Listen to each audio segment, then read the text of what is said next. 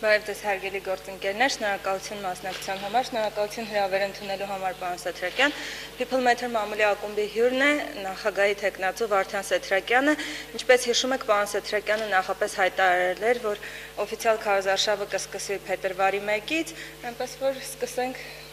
քարոզարշավի մեկնարկին, խնդրեմ պարոն Սեթրակյան։ Ախասեմ, որ Իչև իմ հետագա քայլերի մասին խոսելու, կուզեի խոսել մի երևույթի մասին, որին ականատես եղանք հունվարի 28-ին, երբ նշվում էր հայոց բանակի ստեղծման օրը։ Պաշտպանության նախարարությունը միջոցառում կազմակերպեց, որին ներկա էր թեկնածուներից մեկը, և ներկա էր որպես ոչ որպես նախագահի թեկնածու, այլ Հայաստանի Հանրապետության զորքերի գերագույն գլխավոր հրամանատար։ Ուզում եմ նշել, որ այս մեծ թերությունը, որ կա մեր սահմանադրության մեջ, երբ գործող նախագահական ընտրությունների քարոզարշավի ժամանակ վայր չի դնում իր լիազորությունները, ընտրական այդ հավասարության նորմերի մեծ խախտում է։ Տեսեք, մի կողմից բոլոր թեկնածուներին արգելվում է բանակում քարոզարշավ իրականացնել, անհասկանալի է, թե ինչու է արգելվում, որովհետև և զինվորները և սպաները քաղաքացի են, ունեն ընտրելու իրավունք, իսկ մյուս կողմից թեկնածուներից մեկը նման միջոցառումներին հանդես է գալիս որպես գլխավոր գործող անձ։ Կարծում եմ, սա բացահայտ անհավասարության դրսևորում է և նման պայմաններում ակնկալել որևէ լուրջ դրական արդյունք, որևէ թեկնածու չի կարող, որովհետև բանակը, ես չգիտեմ որքան է թվականակը, դա երևի զինվորական գաղտնիք է, ամենայն դեպս պայմանական, ասենք, մի թիվ ասենք, օրինակ 100,000, պայմանական թիվ եմ ասում, համոզված եղեք, որ 100,000-ը այբենական կարգով իրենց ձայնը տալու են գործող նախագահին։ Բայց դա այդ հարցը այնքան էլ ինչ չի անհանգստացնում, որքան անհանգստացնում է մեկ ուրիշ երևույթ։ Նշվեց բանակի օրը, գերագույն գլխավոր հրամանատարը ելույթ ունեցավ, բայց այդպես էլ հայտնի չդարձավ, այդ բանակը ինչպես է ստեղծել, ով է ստորագրել հրամանագիրը, երբ որ կարդում ենք Սերժիկ Սարգսյանի կենսագրությունը, պարզվում է, որ նա մինչև 93 թվականը եղել է Արցախում և 93 թվականից նոր Հայաստանում ստանձնել է պաշտպանության նախարարի պաշտոնը։ Իսկ բանակը ձևավորվել է 92 թվականին։ Հարց է առաջանում, ինչպես է պատահում, որ պաշտպանության նախարարությունը միջոցառում է կազմակերպում։ Էլի մի կողմ դնենք թեկնածուներին։ Նույն հաջողությամբ անցյալ տարի է նման միջոցառում եղել և ոչ մի խոսք չի խոսվում այն մասին, ով է ստեղծել վերջի վերջո այդ բանակը։ Խոսում է պաշտպանության նախարար Սերժ Սարգսյանի հերոսությունների մասին, բայց չի խոսում ով է եղել առաջի պաշտպանության նախարարը, ով է եղել երկրորդ նախարարը, որ պաշտպանության նախարարի ժամանակ է ազատագրվել Շուշիին։ Խոսում է Շուշիի հերոսական ազատագրման մասին, որպես կանոն արդեն որպես կինոաստղ անպայման տեսնում են Արկադի Տեր-Թադևոսյանին։ Հարգում եմ իր մեծ ներդրումը պատերազմի տարիներին, բայց կներեք ինքը պաշտպանության նախարար չէր։ Ստացվում է, որ այս հարցում էլի մի քիչ Ռոբերտ Քոչարյանը թույլ էր տալիս, որ հայտնվեր նաև Սամվել Բաբայանը, ուրիշ հրամանատարներ։ Այս տարի ականատես եղանք մի երևույթի, որ հայկական բանակ Սերժ Սարգսյան և Արկադի Թադևոսյան։ Չի խոսվում Վազգեն Սարգսյանի մասին, հանրային հեռուստատեսությունը բացարձակապես նույնիսկ մեկ րոպեով չանդրադարձավ այն պաշտպանության նախարարին, որը սիրված է եղել ժողովրդի կողմից։ Հիմա ինչպես կարող ենք սա հասկանալ։ 93 թվականին Արցախում վիճակը ծանր էր, Սերժ Սարգսյանն ասած մտքերի մեջ ընկած ոտքով խլելով եկավ Երևան, շտաբ բանակ էր պետք, եւ մեկ էլ տեսավ հայկական բանակ, ասեց վայ բանակ, սկակրած մեզ էլ բանակ էր պետք։ Ասեմ ձեզ, որ եթե տեղակ չեք, հայկական բանակը ստեղծվել է Հայաստանի Հանրապետության առաջին նախագահի հրամանագրով, ընդհանրապես նման կառույցները Ես ծառայում եմ խորհրդային միությունում եւ մենք նշում էինք 2 տարի, երբ որ ես բանակում էի, նշում էր սովետական բանակի ստեղծումը եւ նշում էր, որ Վլադիմիր Իլյիչ Լենինը այսինչ թվականի փետրվարի 23-ին ստորագրեց դեկրետ, որով ստեղծվեց Կարմիր բանակը, որը հետագայում արդեն անվանվեց որպես սովետական բանակ։ Ես ուզում եմ հասկանալ, կա այդպիսի հիվանդություն, կոչվում է հիշողության կորուստ։ Մեր գործող նախագահը, բացի այն, որ խախտում է բոլոր ընտրական օրենքները, նորմերը, միգուցե նաև տառապում է այդ հիվանդությանը։ Մեր կենթանության օրոք խեղաթյուրում է, ձևափոխում է պատմությունը, վերաձևվում է կոնկրետ անհատի շուրջ։ Ճնշում են այն բոլոր մարդկանց անունները, ում հետ պարոն Սերժ Սարգսյանը ունի տարաձայնություններ։ Լավ, Լևոն Տեր-Պետրոսյանին չեք սիրում, հասկացամ, բայց Շուշին էլ ազատագրել է Վազգեն Մանուկյանը, ինքն էր պաշտպանության նախարարը, Վազգեն Մանուկյանն էլ ձերն է, քաղաքացիական խորհուրդ ստեղծեցիք, իրեն դրեցիք այդտեղ պատվավոր պաշտոնի,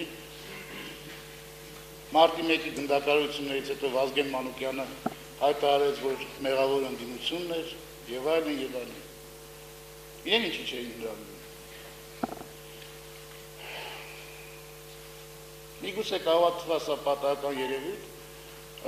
բայց տեսնում ենք, որ այս մարդու մոտ դա կոնկրետ գիծ է։ Եթե ձեզ նեղություն տակ եւ կարդաք իր կենսագրությունը, Միջայլոց իր բուկլետնում կենսագրությունը չկա, ինտերնետից կարող եք գտնել, կտեսնեք, որ 79 թվականին պարոն Սերժ Սարգսյանը աշխատել է որպես խարատ Երևանում եւ այդ տարի ավարտել է բանասիրականը հեռակա, ավարտելով 79 թվականի աշնանը աշխատանքի անցել Ստեփանակերտի ԼԿՄ կազմակերպությունը, քաղաքային խորհրդի։ Ես ուզում եմ հասկանալ, ինձ շատ հաճախ հարցնում են դուք բոլորը, ինչ կապ կա ճարտարապետ շինարարի եւ եպոսագետի մեջ։ Այ որևէ մեկը կարող գտնի կապը խարատի, հեռակա բանասերի եւ Ստեփանակերտի ԼԿՄ կազմակերպության հետ։ Ընդ որում, հետո նշվում է, հետո երկրորդ քարտուղար դարավ, հետո առաջի քարտուղար կոնկուրսի արդեն ԼԿՄ-ը դա կոմերցություն է, չգիտեմ դուք գիտեք թե չէ, կոնկուրսը արդեն կոմունիստական կուսակցությունն է։ Հետո այսպես գնում է պաշտոններ կենսագրության մեջ եւ 2007-ին գլխավորեց հանրապետական կուսակցությունը։ Հարց է առաջանում, եթե նշվում է մի կուսակցության անդամ լինել մարդու կենսագրության մեջ, ինչու է բացակայում մյուս կուսակցություններին անդամագրվել է։ Ասենք այդ նույն Ստեփանակերտի այդ կառույցներում աշխատելու նա հաստատ եղել է կոմունիստ։ Չի նշվում, որ թվականին է եղել կոմունիստական կուսակցության անդամ։ Հետո ինչպես է դուրս եկել։ Դուրս գալու տարբեր ձևեր կան, կամ հեռացնում են, կամ գործունեությունը դադարեցնում են, կամ ինքնադիմում գրում, անհասկանալի է։ Նշում է 93-ից 95 թիվը պաշտպանության նախարար եւ դա նշում է այսպես մեր շատ կարևոր հարցով, կարևոր լույսի տակ, բայց կուզենայի ձեզ հիշեցնել, միգուցե դուք տեղյակ չեք, 93-ից 95 թվականները պաշտպանության նախարարի պաշտոնը երկրորդական պաշտոն էր, բացարձակ, որովհետեւ բացի այդ կար պետնախարարի պաշտոն։ Եվ պետնախարարը կոորդինացնում էր պաշտպանության նախարարության KGB-ի, ժամանակ կոչվում էր պետական անվտանգության կոմիտեի եւ ներքին գործերի աշխատանքը։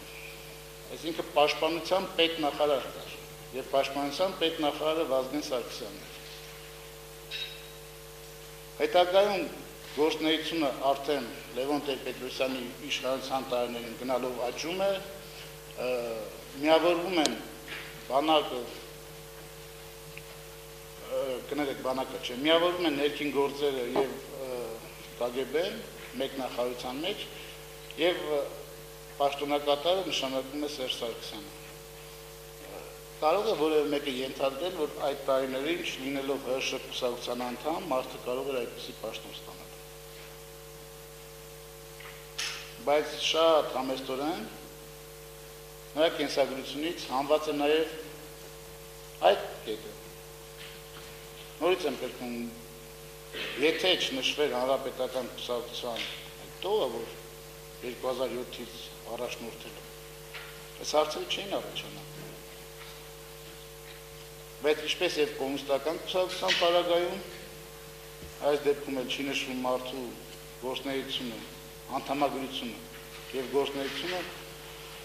հայոց համազգային շարժում կուսակցության մեջ եւ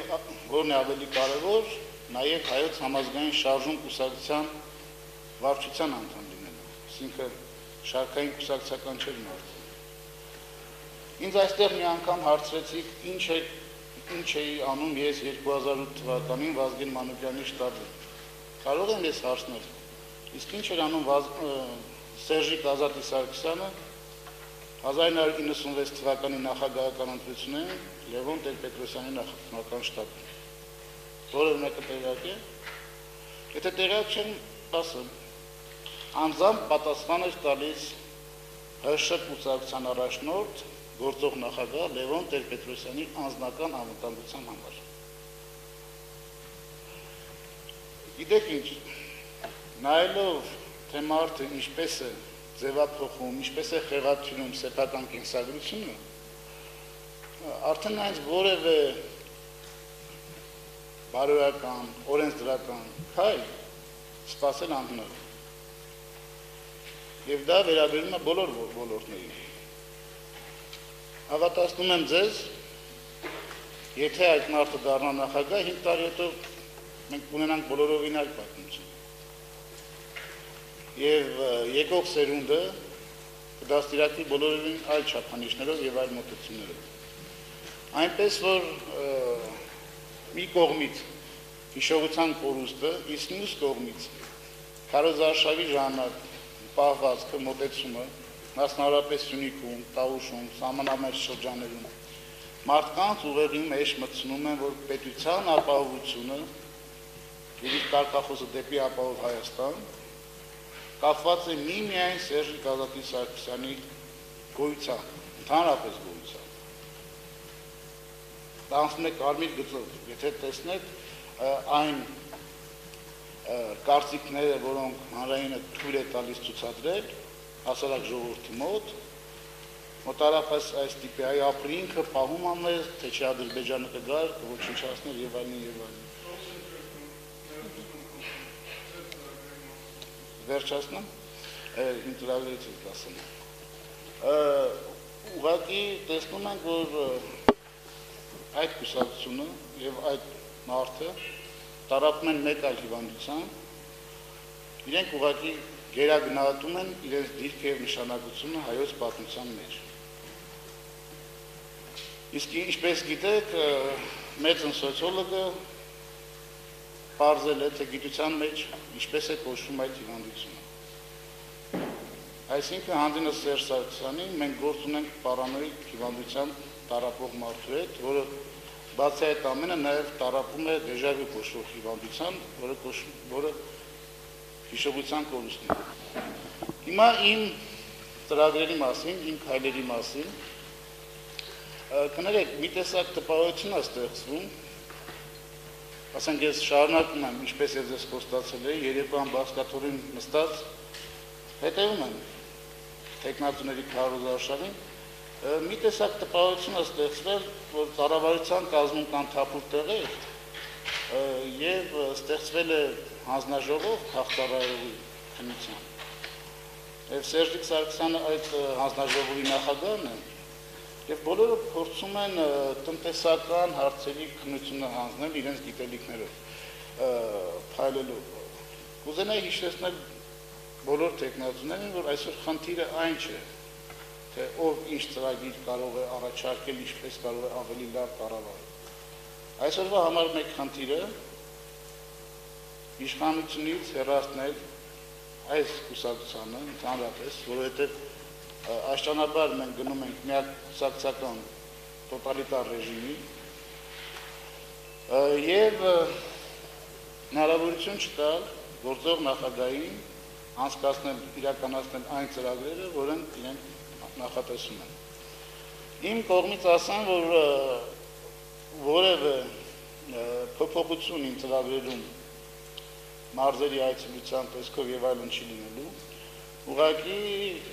լինելու է ավելի կոնկրետ քարոզարշավի թույլատրելի սահմաններում իրականացնել եւ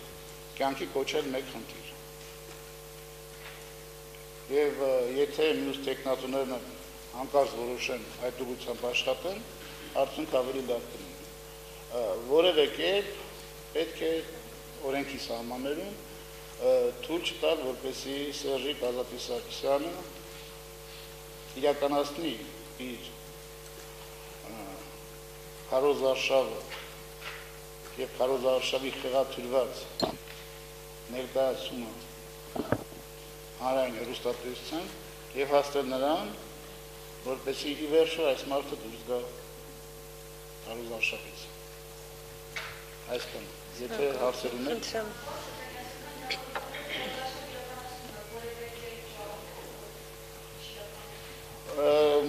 Հենց խնդիրը կայանում է նրանում, որ եթե ես եւ մյուս տեխնատուները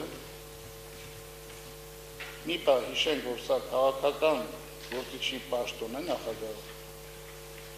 եւ կոնկրետ մեր քարոզարշավը ուղենք այս մարդուն ճիշտ ներկայացնելով հանրությանը հիշեցնելով, այդպես է հիշողության կորուստը մարտի 1-ի մասին ոչ մի խոսք կենսագրության մեջ։ Ազգաբնակչությանը պետք չէ բացատրել, թե ինչպես կկարողանանք կենսաթոշակը կամ եւ այլը բարձրացնել։ Պետք է հիշեցնել այդ հարցումներով, իրենց կատարած հարցումներով ներկայացված 60-ից 70%-ին, որ դուք ընտրում եք մի մարդու, որը իշխանության է եկել Հայաստանի Հանրապետության քաղաքացիներին գնդակահարելու ճանապարհով։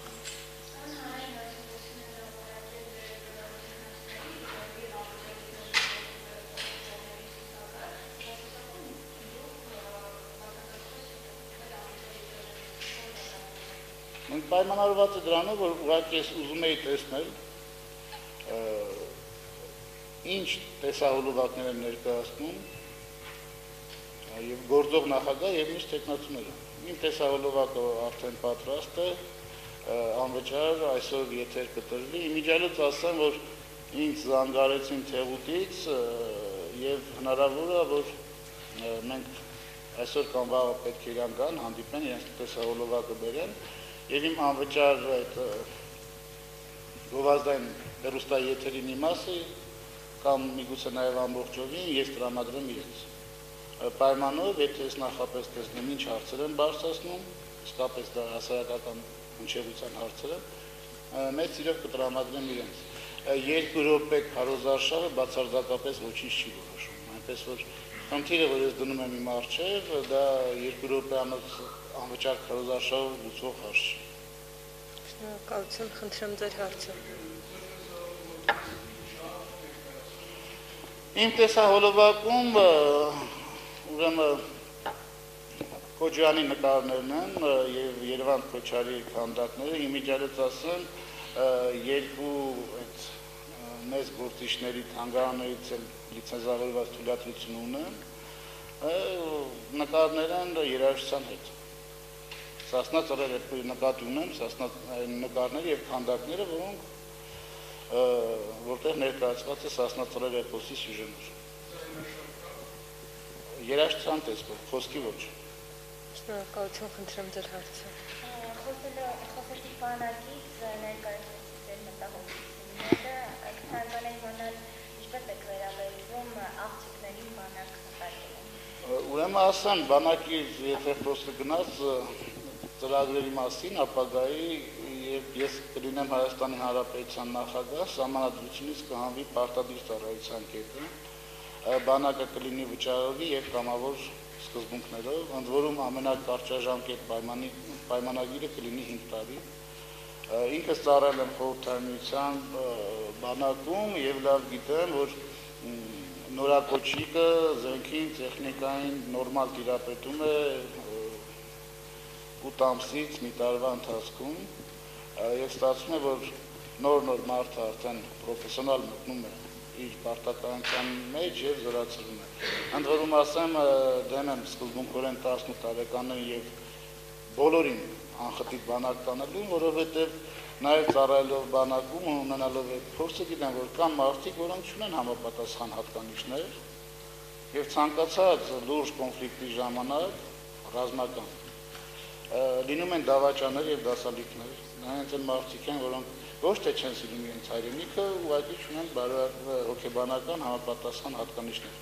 Բանակ պետք է գնան այն մարդիկ, որոնք իսկապես ցանկանում են ծառայել, եւ պետք է ստանան այնքան գումար, որով կարող են ապահովել իրենց ընտանիքի գոյությունը։ Դրանով նաեւ լուծում է մեկ ուրիշ հարց, ասեմ, որ այդ դեպքում կամավորների պակաս չի լինի երկրում, բացարձակապես, լուծում է նաեւ մեկ ուրիշ հարց, սահմանամերձ շրջանի գյուղի բնակչության հարցը, որոնք այդ գյուղերը դատարկում են, մարդիկ հանգիստ կարող են ապրել իրենց գյուղում եւ ծառայելով բանակում պաշտպանել իրենց հայրենիքը եւ ապահովել իրենց ընտանիքի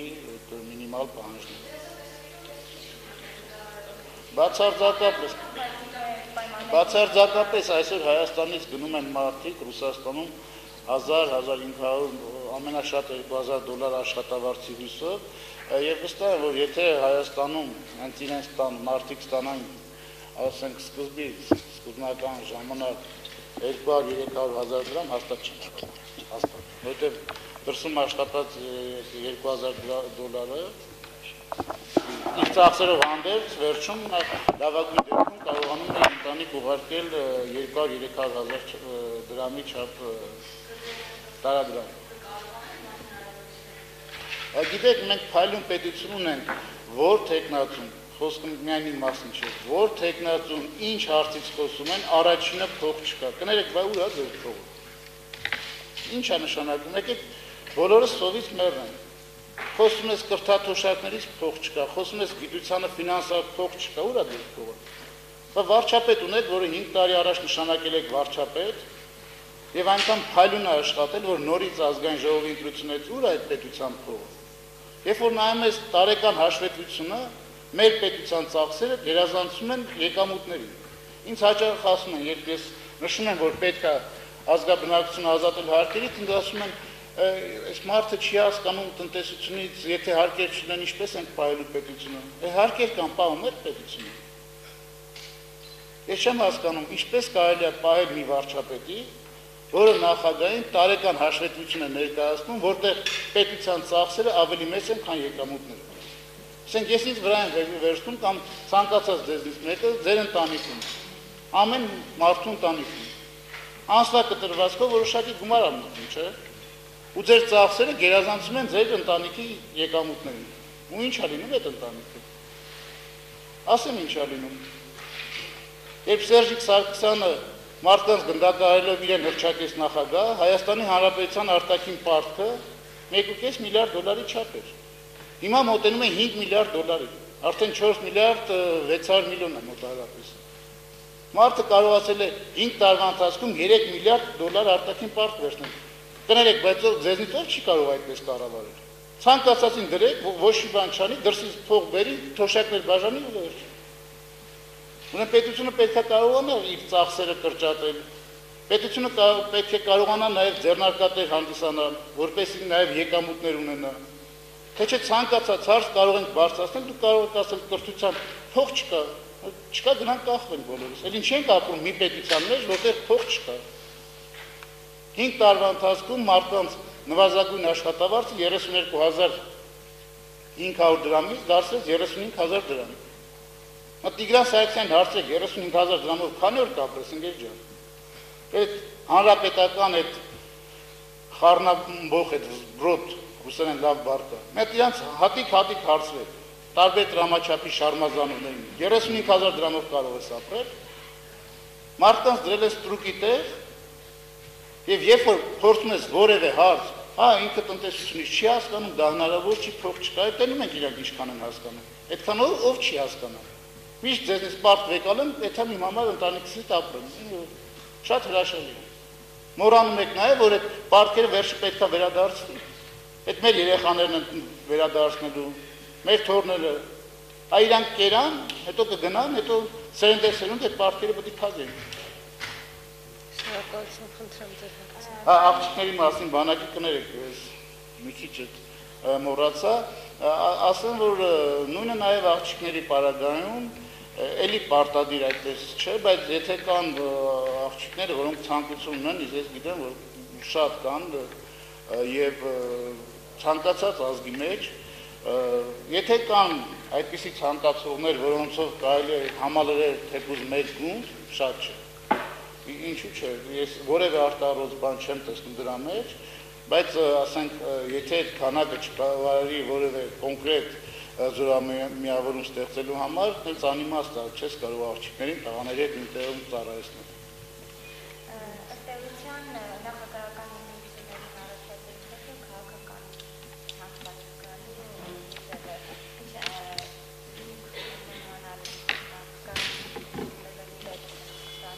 Ասեմ չընտրվելու դեպք չկա եւ ամենակարևորը սա քաղաքականության մտնելու ինչ-որ ձև չի, որ հիվանդությամբ չեմ տարապել որևէ կերպ քաղաքականության մեջ մտնան,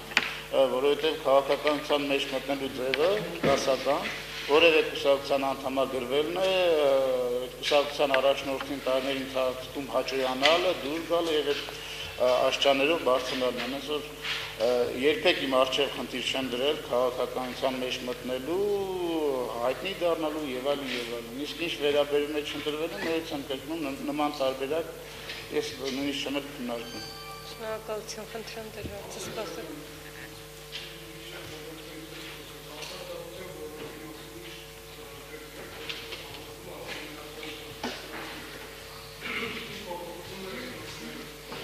Ես ասեմ ձեզ բազմիցս հարցազրույցների մեջ ասել եմ, որ պետք է հանգիստ թողնել երկրորդ, երրորդ էշելոնի պետական чиновникներին, եթե նախագահը ինքը արդար է, եթե նախագահ եւ նախագահի ընտանիքը չի թալանում պետությունը, ապա արդարադատության ոլորտը նորմալ աշխատում է առանց որևէ փոփոխությունների։ Էականը կառուցվածքային փոփոխությունները չեն որևէ ոլորտում։ Էականը մարդկանց մտածողության փոփոխությունն է։ Երբ որ կհաստատվի երկրում արդարություն, երբ որ կլինի նոր ազգային ժողով, նոր կառավարություն, կտեսնեք, որ այդ ոլորտները բավականին նորմալ կաշխատեն։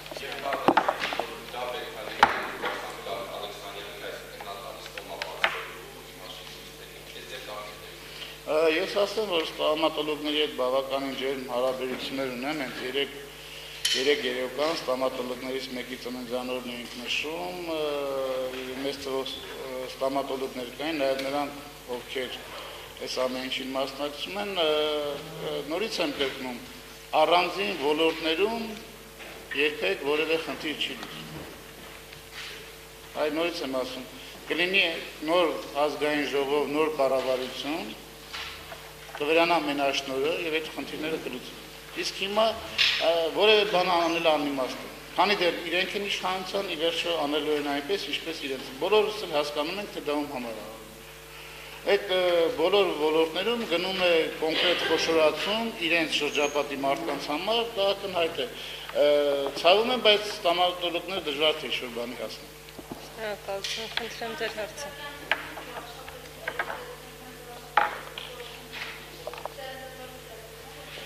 Ես այդ հարցին շատ եմ պատասխանել, արդար ընտրություններից հետո ազգային ժողովի կձևավորվի ազգային ժողովի ներսում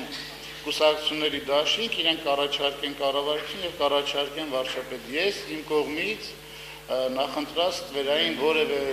պաշտոնի տեխնատու չունեմ։ Շնորհակալություն։ Ուրիշ հարցեր։ Եթե չկան, ես ուղղակենք առանցին։